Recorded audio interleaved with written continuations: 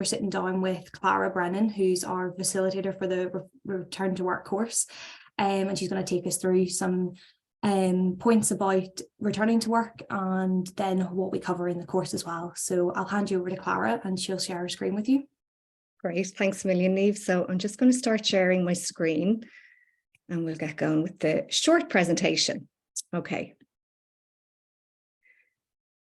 Okay, so I suppose first of all, just to introduce myself. So my name is Clara Brennan. I have a guidance practice called Evolve Career Guidance. And I suppose just to give you a little bit of my background. So I qualified in HR over 20 years ago. So I'm kind of giving away my age a little bit. And I worked in HR for many, many years.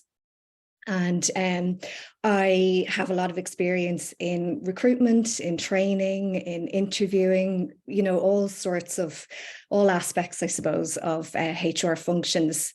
I took a career break then a number of years ago when I had my young family, and I decided to go back to college in 2019 and study guidance counselling. So that was a huge step for me in terms of, I suppose, completely changing my career path. Going back as a mature learner. So there was a lot in that, but I have to say it was the best decision I ever made for myself. So I qualified in 2021. And I absolutely love being a guidance counsellor. So I suppose my path might have been a little bit different from some of my class. So I kind of went down the disability and rehab route, which I have to say gives me enormous, pleasure to be able to deliver a service. So I have worked basically kind of designing and delivering vocational return to work training courses in the disability and rehabilitation sectors. And then alongside that, just this year, actually, I've just set up, as I said, my own practice, Evolve Career Guidance. So I've just linked my website there. If anyone would like to get in contact with me, you can contact me through the website. And as Niamh said, I have the great pleasure of facilitating the Return to Work programme for the Irish Heart Foundation, which is something, again, that I thoroughly enjoy. And I suppose this is what we're here to talk about a little bit today and give a little bit more information about the course itself. Okay, so in general terms, when we're talking about returning to work after a brain injury, it really is a key goal for so many people. I suppose when you think about the why it's such an important goal for people, there's obviously a number of reasons and they're all very individual. But for many people, their identity is very much tied into what they do. So that the change of identity when you're not working after a brain injury can really affect people.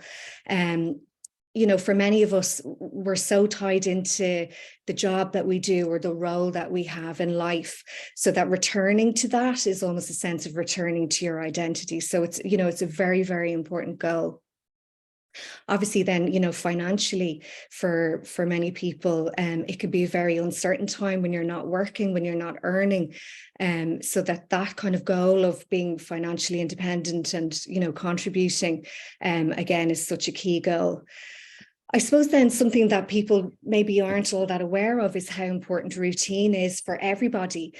And work is a huge part of that routine. It's something that for most people, they spend, 40, maybe more hours a week in work. So it's a huge part of that routine of life. And obviously the loss of that routine can be very hard to bear. And alongside that, then the social interactions. So, meeting colleagues, meeting your team, interacting with customers. It's such an important part of life and such an important social outlet for people. So, getting back to that kind of social network is so important as well.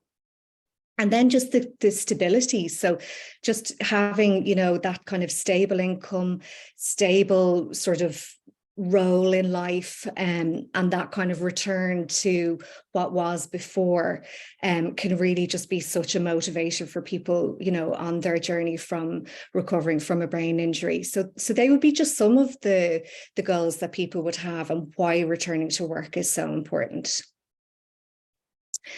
I suppose alongside that, then you're kind of balancing factors to consider. So in terms of recovering from stroke, there could be physical challenges that people face and also cognitive challenges. So we might just look at a few of them. Again, they're so individual, but these would be, I suppose, common challenges that people would face following stroke. So on the physical side, there could be weakness or even paralysis of limbs on one side of the body. There could be problems with balance and movement, maybe changes to sight or hearing, and problems with coordination. And then, cognitively, I think fatigue is nearly the number one factor that people really have to build into being ready to return to work.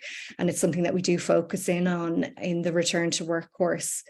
Alongside that, then there could be, communication difficulties, problems with memory, maybe with attention, information processing. People can find that their planning or organizational skills are different than they were before. And for some people, they can experience behavioral changes as well. So with these challenges in mind, you really have to, I suppose, weigh up your readiness to return to work alongside these challenges and how maybe then work can accommodate them or how you can work around them. So the timing of returning to work is something crucial. When is the right time? And I suppose because it's such a key goal for so many people, trying to figure out when is the right time is so important. So these are just, I suppose, some things to bear in mind when you're deciding when to return to work. So obviously the most important one is that medical advice indicates readiness. So unless you've got clearance from your GP or from your consultant, that you're medically fit to return to work, it just isn't the right time until you're at that point medically. And then I suppose that you've made a sufficient recovery from, a physical point of view, from a cognitive point of view, and definitely from an emotional perspective. Again, that somebody is independent in activities of daily living. So, for example, bathing, shopping, cooking, that there will be a really good level of independence in those activities. And when you've reached that point, I suppose then returning to work is kind of a logical step to consider. I'm well aware that managing fatigue is an ongoing challenge for so many people, but I suppose at a baseline when considering to return to work, fatigue has to be at a point where you can actually tolerate the working hours, be it full-time, part-time, or a kind of a phased return to work, but that fatigue isn't going to become something that is a barrier to returning to work. And again, we talk about that in detail in the course itself. I think something really important that really indicates readiness to return to work is when you've returned to other activities that kind of involve you getting out of the house. So, maybe meeting friends for a coffee once a week or returning to a hobby that you enjoyed before, so that you're kind of getting up at a certain time, you're getting out of the house. Maybe you've returned to driving, maybe you haven't, but that you're kind of out and about, because that kind of indicates then that you'd be able to manage the responsibilities of getting to work, be it yourself or in public transport. And then just generally that you can maintain a daily routine. So they're the kind of things to think about when you're talking about the timing of return to work. So I suppose then if we just talk a little bit just about the Irish Heart Foundation Return to Work programme that Niamh and myself facilitate. So just, I suppose, a couple of key points about it. So it's a 6-week programme. It's completely free of charge, and it's a weekly group session, and we cover a variety of topics that I'll talk about in a minute. But there's also additional one-to-one sessions with myself. And I suppose that's an opportunity to really sit down and have a very detailed kind of chat about where you're at. And these sessions can be tailored to each individual's own goals. So, in the previous programme that we've just finished up, there's been such a wide variety of goals that people bring to the one-to-one sessions, which is great because it's, something that they've thought about, that they want to cover themselves. And then that kind of gives us, I suppose, a launch pad to really get into their individual goals. And I think it really is a very collaborative and supportive environment. And I think past participants would agree with that, that it's a very safe space. It's a very, kind of supportive and encouraging space. So that's just a little bit kind of in general terms about the Return to Work programme. So just going to talk about the topics that we cover. So we look at curriculum vitae development. So for many people, their CV might have been touched in years, and I'm certainly guilty of this. It goes away into a file on my computer, and I don't look at it until I'm panicking, putting together a job application. So, it's really about kind of breaking down what is a curriculum vitae. I'll talk a little bit more in detail about that in the next slide. We also cover job search strategies, interview skills, helpful workplace accommodations and supports, preparation process for returning to work. And then in the final week, we talk about kind of psychological factors relating to work. So we talk about self-awareness, about confidence, and stress management and resilience. So as you can see, it's a real blend, I suppose, of very practical, kind of building a CV and creating, job search strategies and covering interview skills. But then we do cover an awful lot, that's very much tailored to the cohort. So it's about kind of how to access accommodations and work, how to prepare, emotionally and psychologically for that return to work. So I think it's a good balance of topics in the programme. So then just, I suppose, in a little bit more detail again, so curriculum vitae development. So literally, where do you start with a CV? So we kind of look at transferable skills assessment. And this for me is something that's so important to build into the programme. And these kind of exercises and assessments where what we're really looking for is that participants kind of reflect on the skills that they have, the skills that they've retained, and I suppose exploring what they want their future career path to look like. For a lot of people, they'll be returning to maybe a role or an organization that they had prior to their stroke. But for other people, it could be, I suppose, an opportunity to really reflect on what it is that they want. Maybe their priorities have changed in terms of work. So we really look at, I suppose, putting in those assessments and then from that developing a new curriculum vitae for participants. And then we just break it down into very practically looking at the structure of a CV. So like how to write it, looking at the headings, how to build in skills rather than just sort of listing duties, and then being able to tailor your CV for a particular role that you might have interest in. So then the week that we look at job search strategies, so that's really about kind of targeting the right job. And I suppose not wasting your own time. So only looking at the jobs that you really want. And how we do that is, again, by kind of reflecting, assessing, getting to know yourself, getting to know your skills, and maybe getting to know the areas of challenge that you might face as well. We also look then at kind of breaking down job advertisements, so picking out the key information and then being able to tailor an application for that specific position. We also look at networking, and we looked at LinkedIn as, I suppose, a really useful tool for somebody who is searching for a particular role, and also looking at referrals then. So that's the kind of job search strategy week. And then our interview skills week. So we begin that by kind of observing a couple of different interview scenarios. And I know from, sort of past experience, this is a really good kind of visual opportunity for people to see, I guess, an interview that goes very well and an interview that doesn't go so well. So it's a really good visual representation of good and bad interview skills. So from that, then we look at, well, what are good interview skills? And we focus in really on preparation, presentation, and communication. So they will be the key things to be, aware of when preparing for an interview. We look then at different types of interview questions, and obviously it's impossible to ever predict what interview questions will be asked, but we have a good crack at it, and we have a good, I suppose we break down different types of interviews and I suppose how to structure a really good answer for any interview question. And then we talk as well about addressing gaps in employment. So obviously if somebody hasn't been working as a result of their stroke, we kind of talk a little bit around gaps in employment or career breaks for a variety of reasons, but, you know, unfortunately, ill health can be one. And I guess how to frame that in a very strengths-focused way in an interview. Moving on, then we talk about workplace accommodations and supports. So we talk about disclosure to an existing employer or a potential employer. And we really look at the factors to consider around kind of workplace accommodations. So they could be, you know, obviously very personal and unique to the individual. They could be environmental. So the place you work, the environment that you work in.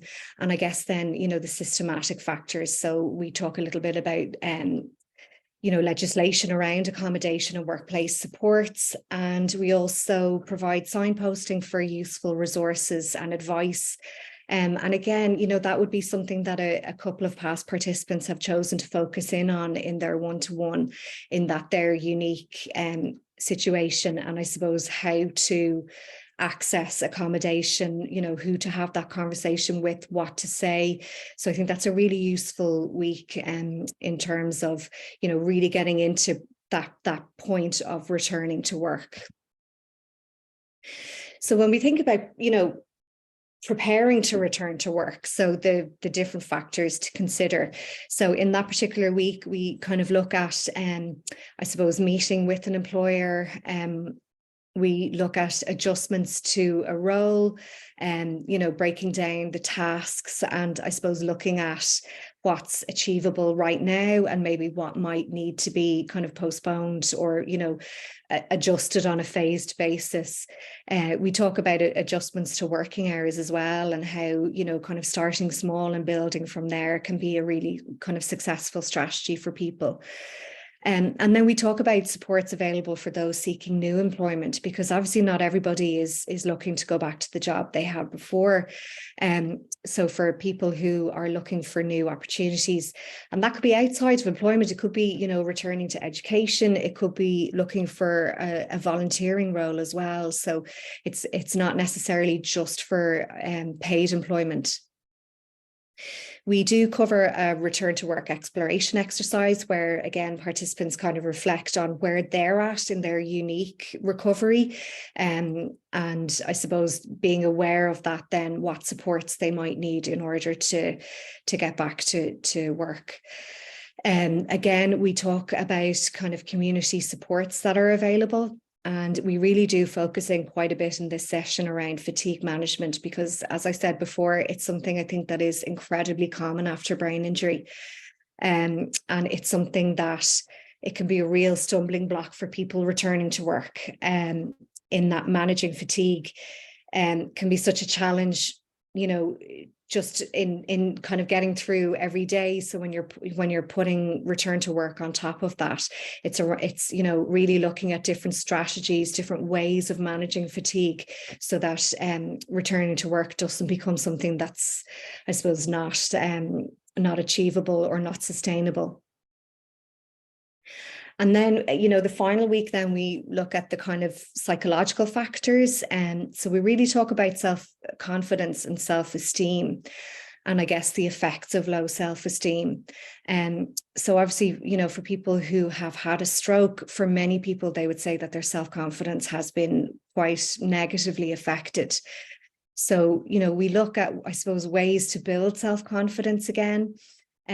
We look at diversity and inclusion in the workplace in a really strengths-focused way. And then we have an end of course reflection in the final week and feedback as well. So they're really the kind of the 6 weeks of the program broken down week on week. Just, I suppose, to wrap up then, you know, talking about the benefits of the program or why you might consider doing it. So it really is a really good opportunity to reflect on your unique skills, abilities, and in particular, your transferable skills. So they're skills that you can bring with you to any role, be it paid employment, be it volunteering, be it maybe returning to education. And I think that's a really nice exercise. And I think that does actually start to build people's self-confidence up again. So participants have the opportunity to identify their own areas of strength and maybe areas of challenge as well that they need to be aware of when they're considering returning to work. So a realistic perspective emerges of where each person is at. And I suppose they can build on that by knowing where they're at right now. They can build confidence, build skill, and build self-awareness and kind of go from there. And the program allows for both facilitator and peer-to-peer support. So obviously, Niamh and myself are there to support participants in any way that we can. But I think what I love to see was in the group that's just finished, there was a huge amount of peer-to-peer support where participants were supporting each other, were encouraging each other, and it was a really lovely environment to be in on a week-to-week basis. And then there's useful resources that are shared with the group. So that could be anything from supportive strategies, maybe recommendations for reading, and there's some nice videos, some TED Talks, there's some kind of self-assessment questionnaires, and then signposting of community supports as well. So they would be the key benefits of the programme. And I suppose then the next steps. So the next return to work programme is going to be starting on Tuesday, the 6th of June. And it runs from 11 a.m. to 12:30 p.m. each Tuesday. And if you are interested in joining us, and we'd love to have you, you can contact Niamh. So Niamh's email address is there, and you can express your interest in the course, and then Niamh will be in touch with you just about the next steps on how to enroll. So that's it from me. That's my presentation out of the way. So I'll hand back over to Niamh now. Thanks a million. Brilliant. Thanks, Clara. That was great. That was a really good overview of the course that we will be running. And I particularly like the slide about when was the right time to return to work. I'm asked that a lot, within through the Stroke Connect calls when people are kind of just coming first into our service and are thinking about getting back to work. And although everyone's recovery and time will be different, but I think just the points that you made there were brilliant to be able to kind of show that there is a variety of time that it takes, but to actually think about your own life and what you're doing outside of work and then relating that to how a day in your life in work would go as well. Yes. So no, that was brilliant, and I would definitely encourage people if that's something that they're thinking about, even just to wind back and have a look at that slide in particular. Yes. So thanks for covering that. That was brilliant. No problem. And just the other thing I was just that we could cover as well. For the return to work profile, would you have something in particular, that you think would be a good profile of person who could attend the course? Yeah, absolutely. And I think the beauty of the course, Niamh, is that there's such a wide variety of people that it is suitable for. And definitely in our last course, we had a big spread of ages, we had a big spread of experience, and I think that just adds value to it. But I suppose on a very kind of basic level. So participants would need to be 6 months post-stroke. And I guess they would need to be far along enough in their recovery that returning to work is something that they're realistically, able to consider. So that could be returning to paid employment. As I said during the presentation, it's not just paid employment. It could be somebody who's maybe looking to completely reskill or return to education, or for somebody who's looking to, kind of find meaningful volunteering work as well. So the course really provides, I guess, a lot of information and a lot of resources for people who are exploring any of those goals. But realistically, I suppose they have to be far along enough. And that's why the 6 month post-stroke, I suppose, timeline is there, because in order to be able to focus on these goals, you have to be far along enough in your recovery. And I think for a lot of people, they've had the time to reflect. And as I said, maybe their priorities have shifted, and maybe their family commitments have shifted in the timeline of their recovery as well. So kind of thinking about all of those factors, and thinking about the return to work program and what it has to offer. But definitely there's a huge variety, and a huge scope for participants with different backgrounds, just once they're far along enough to realistically consider return to work as an option. Yeah, definitely. That's great. Yeah. And as you say, having that kind of range of abilities and range of experience, range of backgrounds, everything makes it great within the sessions to kind of bounce off different ideas and have those kind of, you know, discussions that are you know, bring up new things within the course as well. So yeah, no, it's great to have a range. No, that's brilliant. That sounds great. Thanks for sitting down with us today and just going through those things. And yeah, if anyone has any further questions, my email address will be there.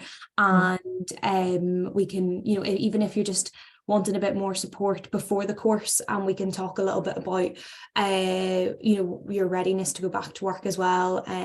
My email address is there, and a lot of people have my number, which I'll post with this as well. And we can chat from there. But yeah, thank you very much, Clara. That was great. Not at all. It's a pleasure. Absolute pleasure. Brilliant. We'll speak again. Thanks, Emil. Take care.